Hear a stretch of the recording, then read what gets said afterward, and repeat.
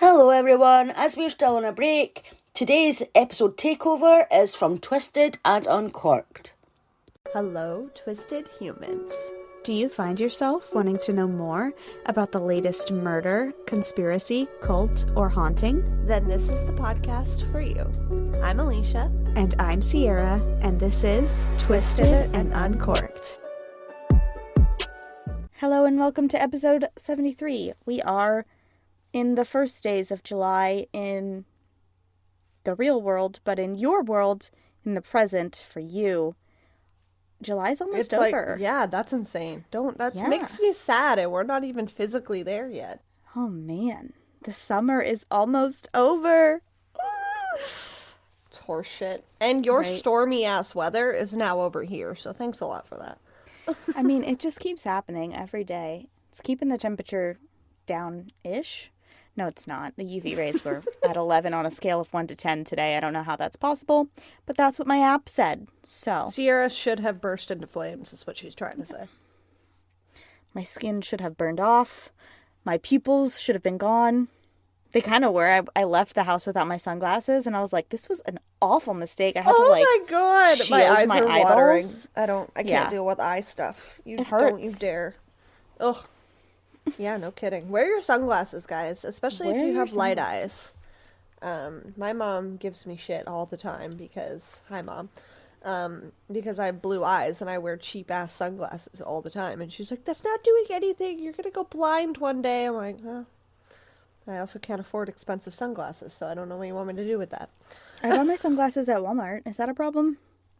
They look good. Actually, I think it was Target. They should say like UV protection and polarized on them. They do. They're like extra protective. I don't know if it's real, but they do say that. Like, they might be lying. They're still like $20. That's how much mine were. Yeah. They might be lying. Mine didn't say either of those things, though. So. Yeah. Well, $20 here gets me a little farther than $20 there. So true. That is a true there's story. that. Yeah, they just stuck the sticker on it. They're like, this will sell them. Right? Well, hey, if my eyeballs go bad, false advertising, right? I'll sue Walmart or Target. You can sue wherever you bought these sunglasses. Exactly. And then you won't have to worry about seeing because you can pay somebody to see for you. There you go. Oh, that's sad. I did not like that. Anyway, you have a fun fact for this episode? Bring it back up. That should be my fun fact. I do have a fun fact for you. So, me and Kevin went camping this weekend, and we went up to my mom and dad's property, and it was a 5-hour drive through the mountains. It was really pretty. I don't know if anybody saw that on my stories. So, every time we went through a tunnel through this like particular part of the canyons, Kevin would tell me to hold my breath, and I was like, I've heard that on car rides, but I've never understood why. So, holding your breath in a tunnel is supposedly for good luck. If you hold your breath while driving through a tunnel, and you can make it the entire tunnel without breathing, you can make a wish at the end, and supposedly your wish will come true. However, I didn't know that at the time, so me and Kevin held our breath like 18 times within a 2-hour span. I made no wishes, so now I feel gypped. But wow. That's interesting. I did not know that about tunnels either. My parents used to, every time we drove through a tunnel, lay on the horn the whole way through. Just like, beep, that's the a whole weird tunnel. one. It's awesome. Is like, that as a kid, I was like, yeah! Because it's loud. Yes, it's echoey. But I the breath holding thing for that. I don't know. The breath holding thing we used to do when we drive past cemeteries. Mm-hmm. Out of respect for the dead. Mm-hmm, mm-hmm. And there was this one cemetery, Spring Grove Cemetery in Cincinnati. It's so freaking big to go around, and I could never hold my breath around the whole thing. I'm sorry, dead people. Yes, I have every respect time for you, I would but apologize. I'm like, I'm sorry. I'm so sorry. That's the cutest thing I've ever heard. Oh my goodness. I don't blame you. I'd be apologizing too. Yeah. I also heard in that tale about graveyards is that like so that your like spirit doesn't get like taken. Like that's why you hold your breath on a creepier note. Creepy. Yeah. What's your fun fact? My fun fact is just gonna tell you about my bracelets that I just got. Oh yeah, I saw them on your Instagram. They're beautiful. Yeah, so I got 3 new bracelets. Beautiful. And I have a... Watch on YouTube, guys, if you would like to see these. Yeah, or check go out my follow Instagram. Sierra. Yeah. Yes. So I have this app called Rock Identifier. You have that too, right? Is that the one you have? Okay, yeah. So obviously I identified my rocks and found out what my bracelets meant, and I've been wearing them, and they've been super helpful. That too. Yeah. Super that was helpful. A Freudian slip. Yeah. I just feel like this combination is good to share with people. Okay. So my black one is black onyx, and when I looked it up, I found that it is good for strength, emotional support, grounding, it protects against energy vampires, and it promotes self-care and boundaries. Ooh. So, like, get out of my fucking face. This is me being happy. That's this bracelet. And then I have amethyst, which I've always had or slept near.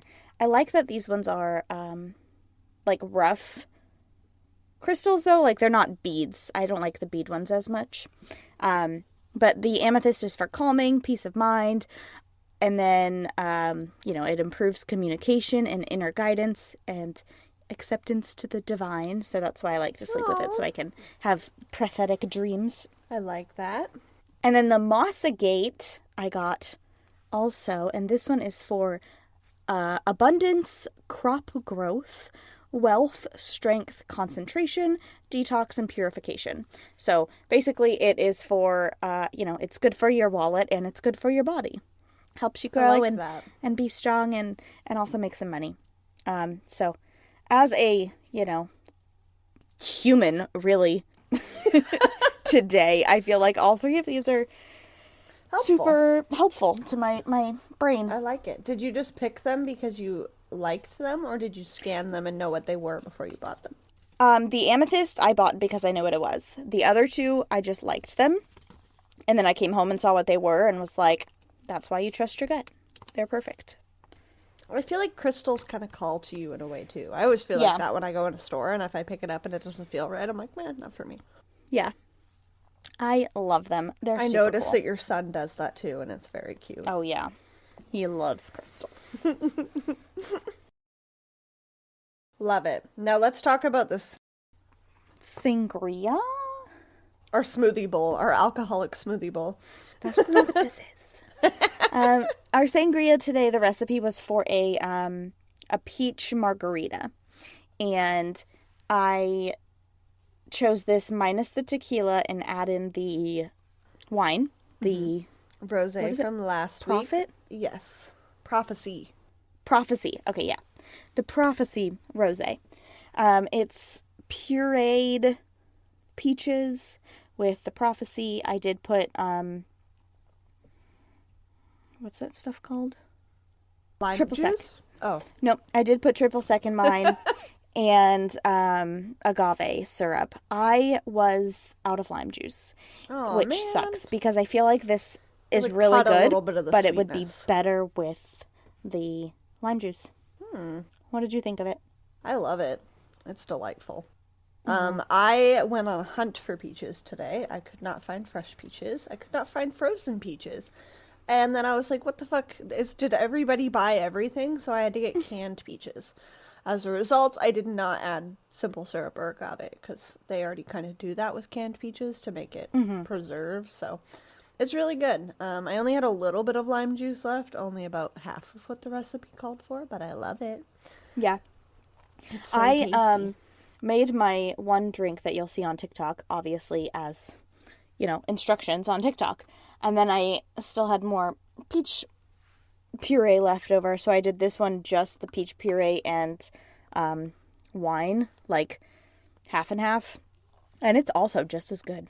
My one issue I have with this recipe is that I wish the peaches were frozen because I feel like it's thick enough to be smoothie-esque, but I don't want to put ice in it and it's not cold enough.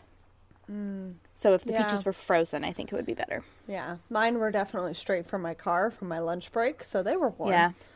Yeah, I actually peeled and cut my peaches and put them in the fridge for a while to, like, let them sit. And I didn't freeze them. I wish I would have. But they were cold, and they just, fruit doesn't stay cold that long.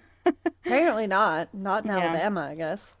Oh, I'm God, so no. excited to try Southern peaches when I come and visit you. They're so good. I was, like, while I was peeling them, I was, like, licking my fingers. It was delicious. I imagine peeling peaches is not an easy task. Because the skin Well, is I have so a peeler, soft. I've like a never done potato it. peeler. Yeah. Do you not like the skin? Oh, I do. It just, for the recipe, it said to peel them, so I just did what it said. What would we rate this sangria, this delicious smoothie you've chosen for us? I think I'm gonna go with a 9. And I want to say a 9.5 especially because my peaches are fresh and freaking delicious. Yeah, I'm really But jealous. I don't like that it's not cold, and also I wish I had the lime juice. If you add the lime juice and use frozen peaches, I would definitely do 9.5. But I'm gonna stick with a 9. I'm going to do the same. Maybe we'll try that one again in October and pretend it's pumpkin. Why when not? you're here, so that you can taste it. We can have witchy beverages. Why not? Mm-hmm. They're orange. It still counts. It doesn't have to be a pumpkin. That's right. All right, so today is my special topic episode, but before we get into that, we are going to hear a quick promo from Sips of Crime. Just so y'all know, this promo is something that we choose to do. This is not a commercial. They did not pay for this. We just love helping other people out, and if you don't want to listen to it, then you can press the skip 30, like, twice. Anyway, here it is. Hello to our freaky family. I'm Michelle. And I'm Candy. And this is Sips of Crime.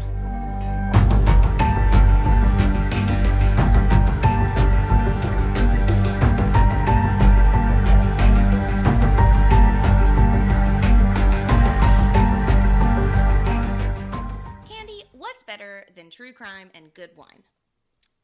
Two friends talking about it. You're so right. We are two busy moms who have been friends for 20 years and love wine and true crime, but rarely got to see each other. So what better reason to start a podcast about the things we love? Each other, wine, and true crime. So grab a glass, Grab a friend. and let's dive in to some of the most notorious tales of murder, mystery, betrayal. And a few laughs along the way. You can join our freaky family both on Instagram and Facebook. At Sips of Crime. We do listeners' tales, so send in your true crime or paranormal stories to sipsofcrime@gmail.com. and you can find our podcast on whatever platform you get your podcasts. Until then, stay alive.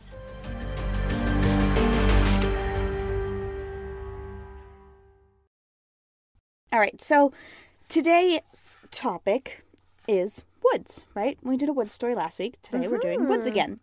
One listener specifically suggested looking into some missing 411 cases, since they happen in the wilderness, usually in the woods. That was the plan.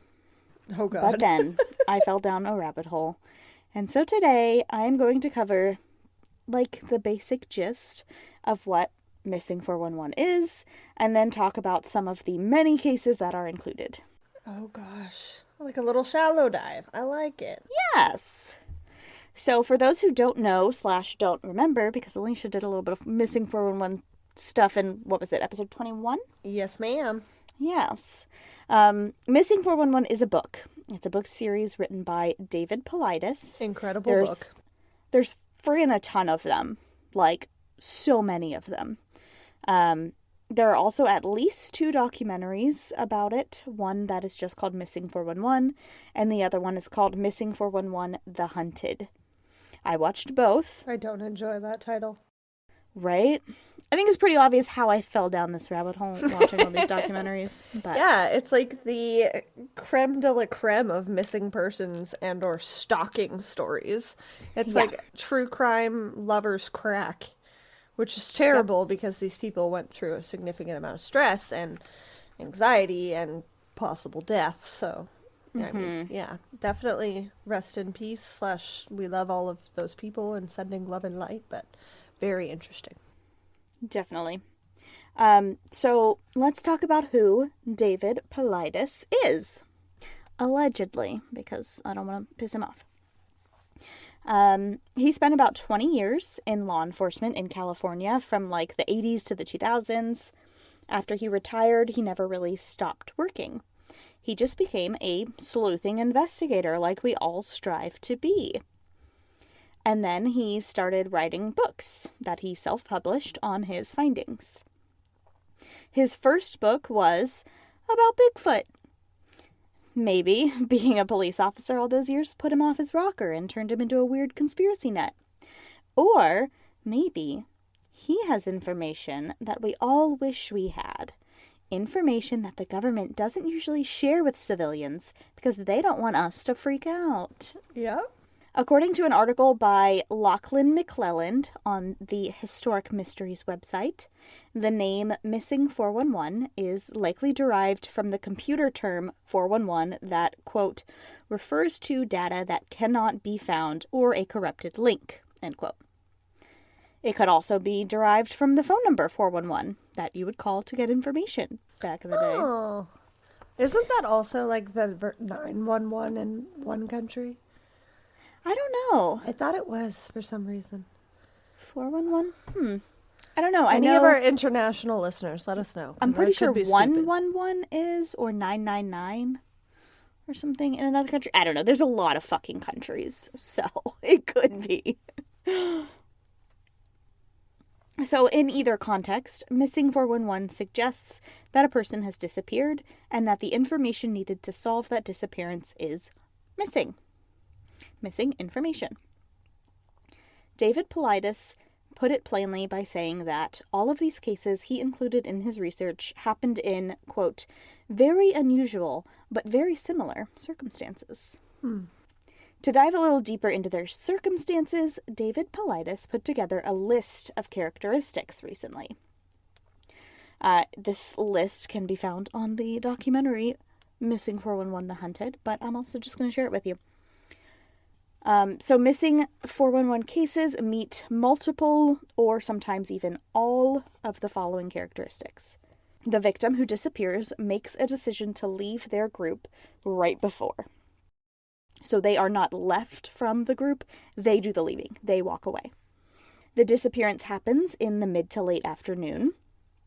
There is granite or rock formations, like mountains, nearby. There is a body of water nearby. There is a weather event that happens during the disappearance or right before the search team comes in. Oh. Usually a weird foggy mist or a heavy rainstorm or a heavy snowstorm. This characteristic could sometimes be the reason for the next one, and that is when canine search teams are brought out, the dogs cannot catch a scent or can't follow it in any known direction. That's so scary.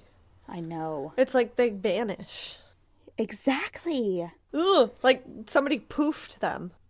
What did you cover that was like they literally like were blooped out of it? Blooped? Yeah, no! Don't worry. I'll get to it. You'll get to the blooping. I will get to the blooping, as well as past things that we've covered that I'm like, all of these cases, these people haven't blooped. So everything comes together full circle in 73 episodes, guys. You're welcome. Another characteristic is the victim usually has some sort of disability, ranging from hearing loss in one ear to being on the autism spectrum, or even mental health disorders. There are usually multiple disappearances in one area that David Paulides calls a geographical cluster. The clusters could range from 3 people missing to 70 people missing. Oh my God. In one area. The victims, if found, are usually found in an area that was already extensively searched multiple times, like they were placed there later. Right.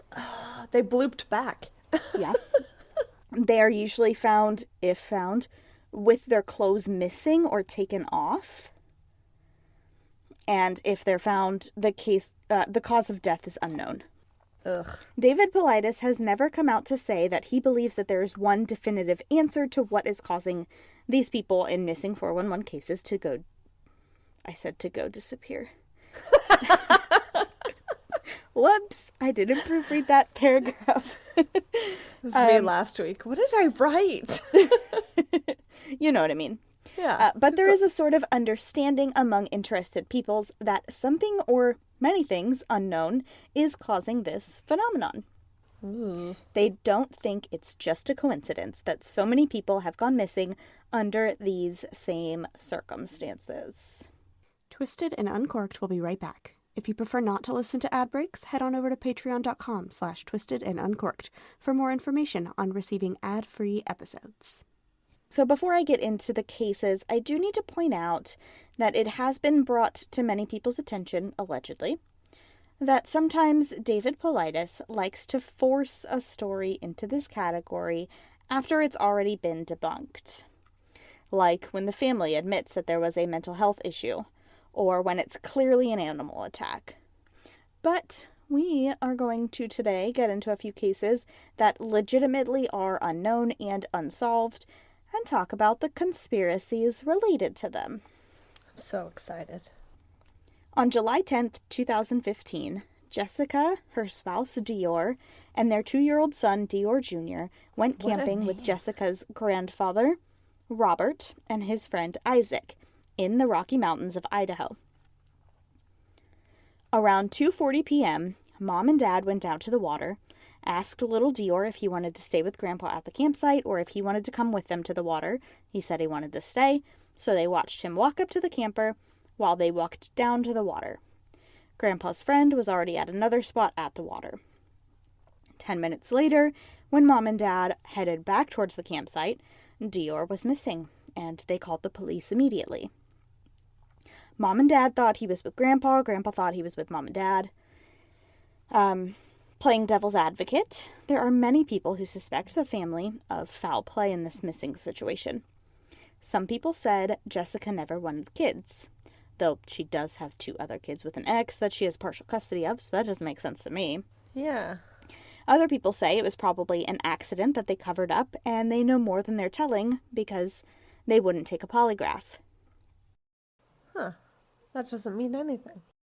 Right. The family also hired a private investigator who eventually went to the media and said that he believes that they had something to do with it too. But then they obviously fired him and even tried to sue him for defamation. There's also suspicion about Grandpa's friend Isaac, who had a sex charge in the past, but it was domestic against a spouse, not a child. So, in the end, what makes this case so weird is that no trace of Dior Jr. was ever found. This happened in 2015. Still, to this day, no one knows anything. Searches were done by horse, by ATV, and by drone of the land and the water. Not a single thing was found. Dogs came out and couldn't find a scent of Dior Jr. anywhere. And his family specifically mentioned his shoes. They're like little cowboy boots. Oh, that's so precious. They said that they always fell off of him in the car or if he was running too hard. So if he had fallen or been taken by animal, the shoes would have likely been found.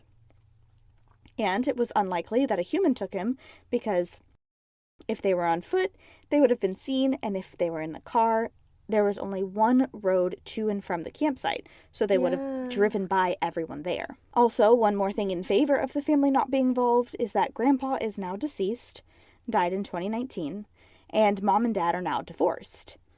If it was an accident and a cover-up, this is the perfect environment to, come clean and blame it on someone else. Them not doing that makes me think that they really have no clue what happened. Oh, that's really sad, though. And it makes you wonder if, that was the reason they got divorced. Because I know losing a child is, so stressful on a marriage or relationship. Ugh, my heart. I know. Another similar case in the Smoky Mountains National Park is the 1969 disappearance of 6-year-old Dennis Martin. Dennis was 6 and was going camping with his brother, dad, and grandfather. His dad was watching him as he played hide and seek with some other kids around the campsite. His dad knew exactly which tree Dennis was hiding behind. But when the other players gave up and Dennis didn't come out from behind the tree, his father went looking for him and he was gone. Oh my God. Just vanished. Ugh. To date, this sparked the largest search effort in national park history, and yet nothing was found. 240 people, including Park Service crew, college students, Boy Scouts, police, and first responders, all aided in looking for Dennis. When Dennis wasn't found by his birthday a few days later, even more searchers came in. 800 on his birthday, 1,400 the next day. Why would nothing at all be found after over 50 years? Yeah, that's insane. To play devil's advocate again, there was a storm that night that he went missing, so the evidence could have been washed away. Also, not all those volunteers necessarily knew what they were doing, so they could have accidentally destroyed or looked over evidence. So, we don't know. Just a mystery. Huh. For a lot of people, it's easier to explain away a missing child as the parents must have done something or weren't watching their kid closely enough. But then we get into missing adults. On November 15th, 2015, Tom Messick, an 82-year-old ex-paratrooper and experienced hunter, went out with 3 other men on a camping trip in the woods of Brant Lake in New York. The men often hunted together and had a pretty good routine. 1 or 2 of them would stand very still with their rifles in the ready position while the others would walk around the woods in a set path in order to scare any deer to go towards the armed hunter. Tom was the armed hunter this day. He had a rifle and a walkie-talkie, and he left from the group to his stand-still location while the other 3 started walking their path. The men started hunting at about 10 a.m., but as lunchtime came and passed, the men realized that there was absolutely no wildlife in the woods on this day. They didn't hear a thing, not even insects. That's so eerie. Yeah. They called on the walkie-talkie for Tom to come back out and that they'd try again tomorrow, but they didn't get a response. So they walked to where they knew he was supposed to be standing. He wasn't there. They checked at their cars as well. He was just gone. I don't know what to do with that information. I know. The search for Tom Messick began at about 4:30 p.m. and they looked until nightfall at 7 p.m. At this point, they called in for professional search help and sat at their cars honking their horn to draw Tom towards the noise in case he was lost. The extensive search for Tom happened first thing the next morning with heavy rain rolling in. More than 300 searchers, including park rangers, canines, divers, and helicopters, aided in the search, but nothing was ever found, not even his rifle or walkie-talkie. Adding to the weirdness in this case, the FBI showed up after a few days of searching. This was weird because the FBI is a federal division. They don't usually aid in missing adult cases unless it's a kidnapping case, which would be federal, or if foul play is believed to be involved, and the crime or criminal cross state lines. In this case, none of that was believed by police. Tom's wife spoke with the FBI, and she said, quote, "The FBI told me something isn't right with this case, but they don't know what. They won't share any theories if they have them. The FBI said until they make a discovery, they're never going to know." End quote. Oh my gosh. In this same area, a man named Fred Drum took a walk on his own property just 9 days after Tom's disappearance. Fred, like Tom, never returned, and not a sign of him was ever discovered. And then at the Yosemite National Park, there is a cluster of similar cases. Jeff Estes in 1976, Timothy Barnes in 1988, and Stacey Aris in 1981 all went missing in the same part of the park. Jeff Estes and Timothy Barnes were experienced hikers who, in separate years, never came back from their hikes. Neither of their belongings or bodies have ever been found, even after extensive searches in the week after they were reported missing by friends who expected them back from the trails. Stacey Aris was a 14-year-old girl who was with a group of people, including her father, when she went missing. She walked down to the bottom of a trail with one of the men on the trip with her to take some pictures. The man she went with was elderly and had to take a seat at the bottom of the trail as his legs were hurting him. And another member of the group watched as the man took a seat and Stacy started taking pictures. The group member looked away for a minute, and when they looked back, the girl was gone, and the old man was still sitting and peering out in another direction. Ew. After an extensive search that included dogs, only Stacy's camera lens was ever found. In Pike National Forest in 1981, the same year Stacy Ayres disappeared. Did you say Pike National Forest? Yes. Oh, no. Okay. That's my old last name. Yeah. My birth last name. Oh, God. In the same year that Stacy Ayres disappeared, a man named Maurice Gordon Dametz had a very similar disappearance. He, 83 and not able to walk well on his own, was with a friend hunting for topaz and collecting rocks when he sat down to get a bit of rest. His friend, just 50 yards away, watched him sit down, looked away to pick up some rocks, and looked back to see that Maurice had vanished. He nor his belongings were ever found. No. In all of the incidents that I just described, the main theory is usually that they fell into a cave or a crevice, or maybe aliens abducted them. It's What always else could it aliens. be? They're just fucking gone. Like, they blooped. They vanished. Ugh. Disappeared. But sometimes the bodies are found. Oh, In no. another case of a missing child in the mountains, 3-year-old Jared Adadero and his sister were given permission from their dad to go on a hike at a national park in Colorado with some trusted adults. Okay. During the hike, though, Jared, a little 3-year-old, ran off into the woods, off the path. No. Helicopters, dogs, and professionals searched for the missing boy for weeks, up and down the mountain and trails, but nothing was ever found. Years later, in a place that had already been searched multiple times, a child-sized skull cap, just the top part, just the skull cap, and one tooth were found sitting on top of a log on the mountain, like they were That's placed so fucking eerie. No. Yes. I literally have goosebumps. there. Yeah. Ugh. The boy's clothes and shoes were also found laid out in the same area. This area, by the way, was many miles up the side of a mountain. Not an area that had a trail. An area that you'd basically have to scale the cliff Yeah, so there's to no get up way. to. Mm-hmm. It would have been almost impossible for a 3-year-old to get up there on his own. What the fuck? So the running theory immediately was that an animal had dragged him up there. But his shoes were up there, meaning they didn't fall off during the dragging, and they had no drag marks on them. Also, his shirt was inside out, but not torn like an animal would do to get to, the meat of the victim. Yeah. It was as if someone took off his shirt.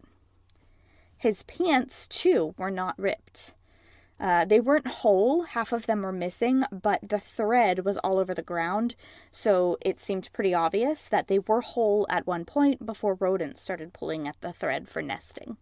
Oh, God. Why did... There was also no blood, or, on anything, not on his shirt, not on his shoes, not on his pants, no animal blood, and no human blood. To this day, there is no known cause of death for Jared. No. Back at that Yosemite cluster, a few cases there did have bodies turn up.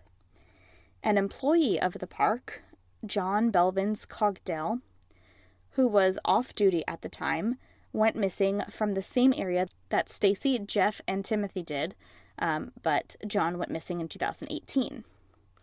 The next day, his body was found, but the park refused to give the location of where the body was found or what condition it was in. And then a few days after that, another experienced hiker and veteran, Scott Tenzar was also found deceased at Yosemite. In both cases, there are still no details to reveal what happened to the men, what their cause of death was, or even where exactly they were found. What? We only know that they were last seen in the same area as the other 3 from years earlier. Usually, the theory behind these instances, when the bodies do turn up, is either animal attack, more specifically, cryptid attack, like Bigfoot. Oh. This was actually brought up in the case of the little boy who was playing hide and seek that we talked about earlier. Yeah. There was one witness who came forward named Harold Key, who said that he was camping near that area 7 miles away. He said that on the day that the little boy went missing, he heard a scream. And then not long after, he saw an unkempt-looking bear man carrying something over his shoulders. Oh, no, I don't like that. Yeah. I don't like the bear man part or what you just described. Just to clarify. And this theory is also used to help explain why the FBI keeps getting involved in missing adult cases. In the documentary Missing 411 The Hunted, one man said, quote, "We have found reports dating back to the 1960s showing the FBI has monitored numerous missing persons cases that are eerily similar to the Thomas Messick case." End quote. Okay. So, does the government know what is happening? I mean, they tried to hide aliens from us for however long, so. Are they watching closely so that other people don't find out? Also, why is the national park so secretive about it? Right. The police seem more concerned and confused than the FBI or the National Park Service. Like, the police are out of the loop on this. Yeah, that's crazy to me. Mm-hmm. So, is it like confidential information on a need-to-know basis and only federal level need to know? Because National Park is federal. Is it? It is. I didn't know that. It's a federal employee national park. Yep. Huh. Also, in that documentary, there is an audio and video recording from an old camcorder. Oh, God, are you going to share this with me? I'm not. You can go watch it if you want to. It's on Tubi. It's free to watch. But I am going to explain it to you. Okay. I'm not ready. Last time you showed me an audio video recording, I cried uncontrollably. You would probably cry at this. It's creepy. God damn it. So it's 3 men who went hunting in the woods in the 70s. They were hearing noises that didn't resemble any animal noises they had ever heard before, so they started recording it. The video is played on the documentary, and many people say it cannot be debunked. No one knows what is making the noise, but based on the pitch, it's a creature that is close to or more than 8 feet tall. Oh my God. Those same men who went on that hunting trip, though, also said they remember seeing giant balls of light in the skies that looked like the moon moving around. And they also once saw a long beam of light, like in the shape of a lightsaber, moving through the forest. Okay. And heard noises that sounded like a tuning fork, or another noise that sounded like all their pots and pans were being moved around, but then when they went to check on it, it was all in its same place. Ew, what? So, alien abductions and ghostly spirits leading people into the spirit realm are also theories. What? Yeah, some people think that, like, Native American spirits are like, get the fuck off my land, I will take you right to your death. Maybe. Yeah, I can see it. They're just, like, running around in the woods trying to freak you the fuck out? Well, they're disappearing you. Well, They're blooping you into the spirit realm. You're dead I mean, yeah. Even if you don't know how you died, you're dead. There's literally an endless number of theories if you scroll through Reddit. Some say it could be a serial killer or multiple serial killers who hang out in the woods specifically.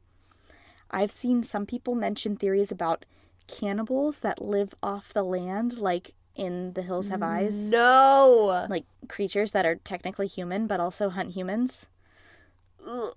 No. Or no, thank you. maybe giants, which might sound crazy, but I've learned some crazy things in my anthropology classes, believe that archaeologists giants are finding giant absolutely a humanoid thing. bones. Why Yeah, can't or at giants least be a thing? were at one point. Yeah. Yeah, because everyone's like, well, where are they hiding? We would see them. You don't know. You don't know.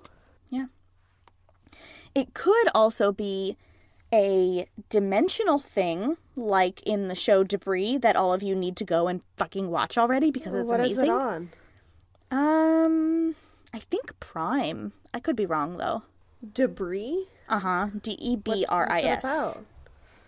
It's like No, I gotta know. It's like the X-Files except new. You know, Okay. it's a new show. Okay. It's like Alien-esque. Ooh, okay, I'm in. Yeah.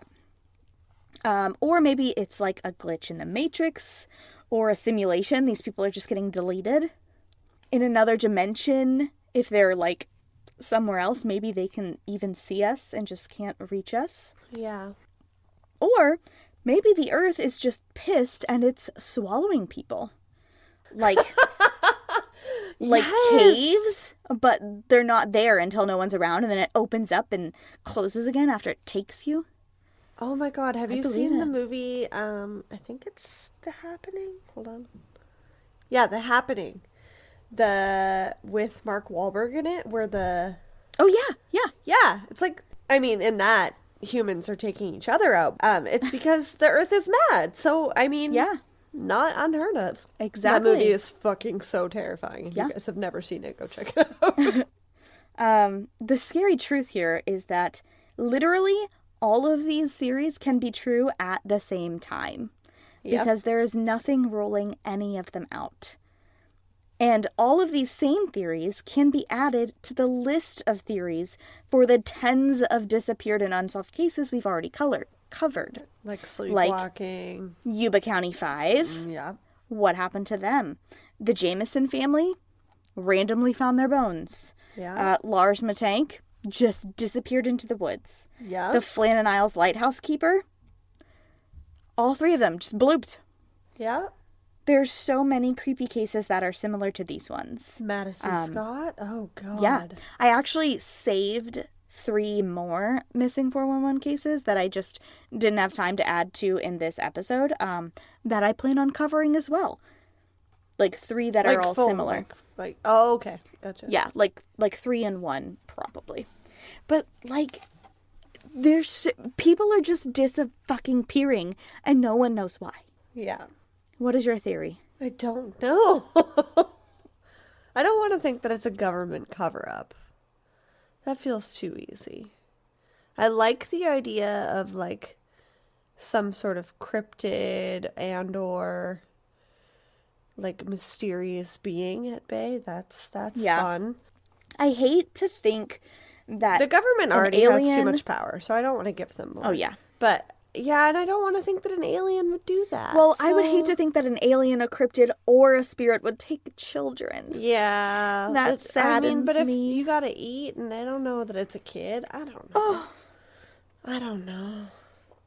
Or, the Matrix thing is kind of cool. Like, you just, like, blip. Yeah. Like, you just don't exist anymore. Yeah. So another thing is that I noticed from this is that I won't say most, a really big theory in missing 411 cases is that, yes, it's Bigfoot, but also Bigfoot is paranormal, as in an alien. Oh. Yes, so they show, there's this, if you watch the documentary, The Missing 411 The Hunted, it's about hunters who go missing.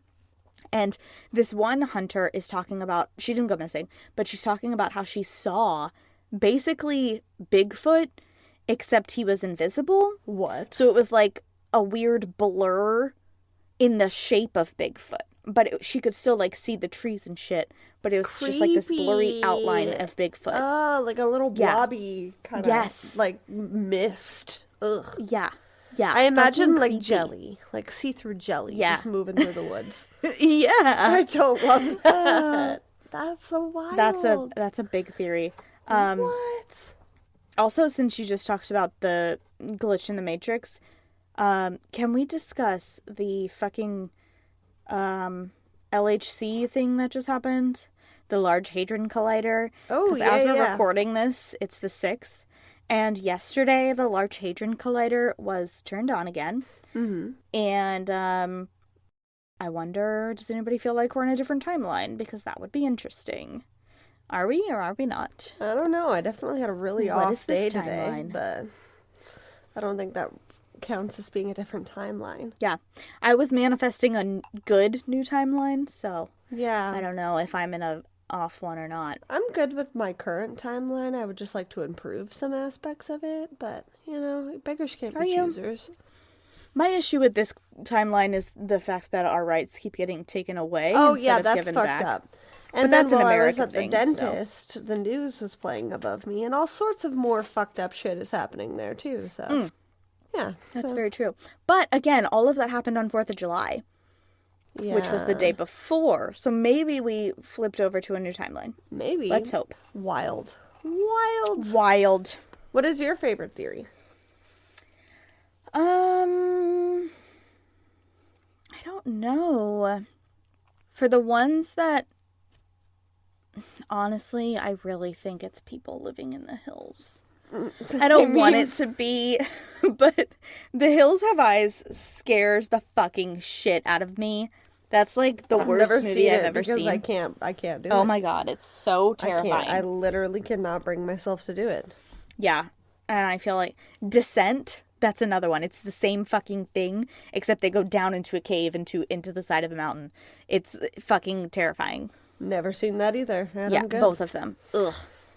I don't like the fact that there could be cave people. And there totally could be cave people. Like, people live in cults in their own commune situation away from everybody else, so why can't just, like, bush people be doing it? Yeah. I mean, I've met several bush people. They're totally not bush because people, I want to. by the way. Well, like in the sense that, yeah. No, I know what you mean. But in, like, the sense that they just, like, live off the land. They don't give a fuck. Like, when my dad and his friends were hunting once in Prince George, they came across, like, a man just, like, sitting in the woods. Nothing. Just staring at them. Just sitting there.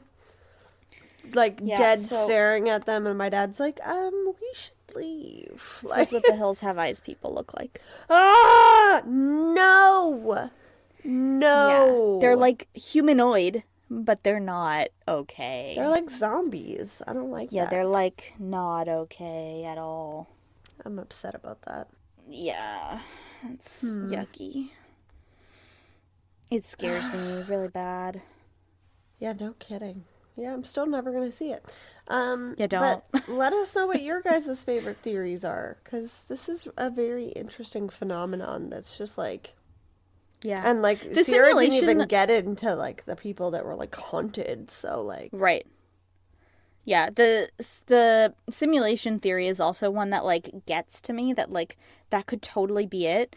But I also refuse to believe that we live in a simulation. I believe that the universe is all connected. No one is controlling me. I'm controlling me. Fuck that. Yeah, I've played But The it's Sims. possible. We have more autonomy than that. Yeah.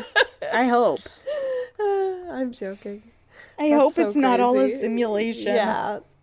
Ugh. I don't like that. Ah.